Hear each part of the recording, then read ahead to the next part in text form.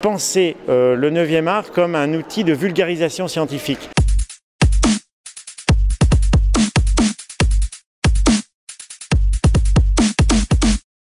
Depuis un certain temps, moi-même j'utilise, et puis aussi mes collègues, on utilise beaucoup la BD comme support de médiation, support pour effectivement vulgariser la science, notamment tout ce qui est documentaire en sciences humaines et sociales. C'est vrai que c'est un domaine qu'on exploite beaucoup.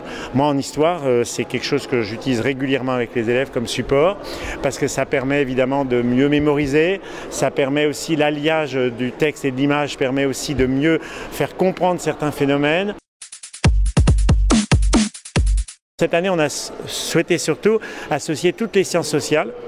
On a voulu associer la sociologie, l'histoire, l'économie, la science politique. Donc c'est vrai que c'est très large, avec évidemment la volonté de se focaliser sur des productions assez récentes.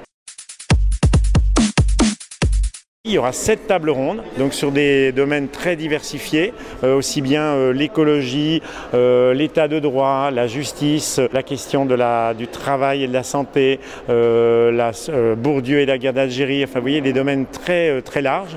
Et à côté de ces ateliers se mettront en place quelques ateliers, notamment un atelier manga à la BU.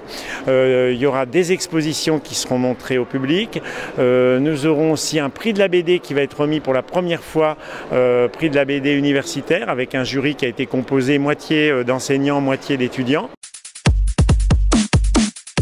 On s'adresse avant tout à nos étudiantes et étudiants, parce qu'il y a beaucoup d'étudiants qui n'imaginent pas, d'une part, le potentiel de ce 9e art. C'est ouvert à tout public, et bien sûr aussi aux enseignants-chercheurs, à toute une série de gens impliqués dans le 9e art, aussi bien des éditeurs que des scénaristes, que des dessinateurs.